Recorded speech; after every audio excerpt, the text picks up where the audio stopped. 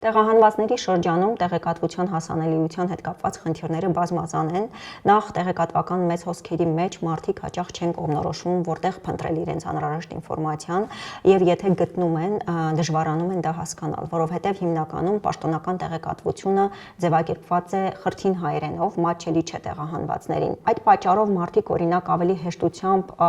իրենց անհրաժեշտ ինֆորմացիան գտնում են սոցիալական ցանցերում, Facebook, Telegram, իմանում են ծանոթ բարեկամներից կամ անհատ ինֆլուենսերներից եւ այդպես են օգտվում աջակցության ծրագրերից։ Այստեղ շատ կարեւոր է նաեւ վստահության գործոնը։ Տեղահանվածները ավելի շատ հակված են հավատալու այն մարդու կողմից շրջանառված ինֆորմացիային, ով գտնվում է իրենց կարգավիճակում, իրենց բախտակիցն է, այսպես ասած։ Պաշտոնական կայքեջերից գրեթե ոչ ոք չի օգտվում հիմնականում։ Թվայնացման հետ կապված, տեսեք, Արցախում թվային ծառայությունները շատ քիչ էին եւ մարդիկ փորձ չունեին էլեկտրոնային հարթակների հետ գործ ունենալու, իսկ այստեղ գրեթե բոլոր աջակցության ծրագրերը թվային են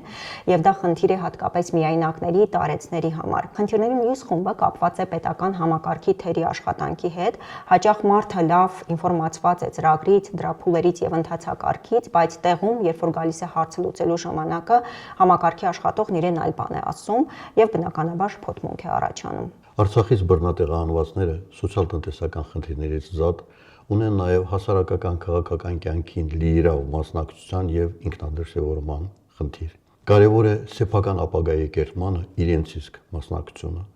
եւ այս առումով շատ կարևոր է բռնատեղահանվածների ինքնակազմակերպումը եւ սոցիալական համերաշխության ամրապնդումը, որովհետեւ նրանք ունեն սեփական շահերի եւ իրավունքների արդյունավետ լոբինգի խնդիր։ Մեկ այլ հարց է բռնատեղահանվածների խնդիրների դիտարկումը այլ հակամարտությունների համապատկերում, այլ հակամարտությունների կոնտեքստների համապատկերում, հասկանալու համար, թե կարգավորման որ մոդելը կամ բռնատեղահանվածների հարցերի լուծման որ դրական փորձը կարող է մեզ համար օգտակար լինել։ Անկեղծորեն ասած, ժամանակի մենք չկարողացանք կառուցողական եւ անկեղծ երկխոսություն ծավալել հակամարտության կարգավորման հեռանկարների շուրջ։ Ուստի գոնե հիմա կարողանանք նման հանրային քննարկումներ ծավալել ստեղծված իրավիճակի բացասական հետևանքները հաղթահարելու շուրջ։ Բռնի տեղահանվածները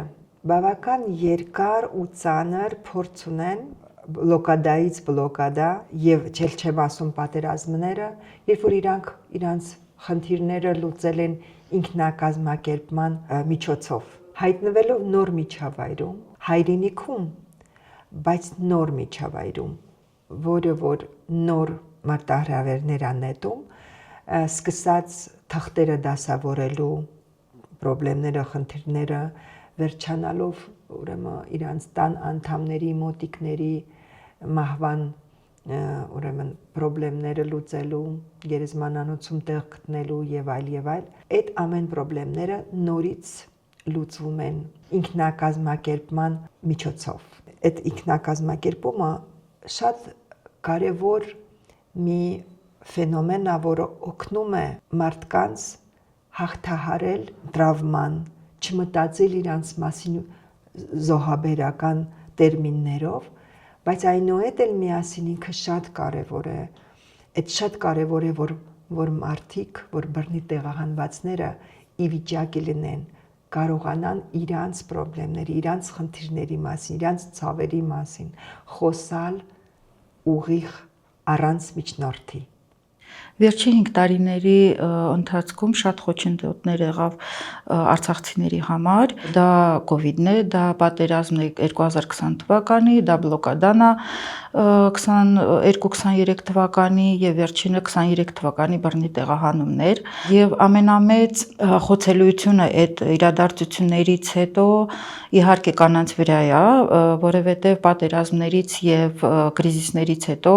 բոլոր հոգսերը կանանց վրա է լինում, դա երեխաների խնամքն է, դա տարեցների խնամքն է, դա եթե վիրավոր կա ընտանիքում իրանց խնամքն է եւ չխնամելով հենց կինը ինքը իրեն, ինքը նորից խոցելի է դառնում եւ մենք տեսնում ենք, որ պատերազմից հետո շատ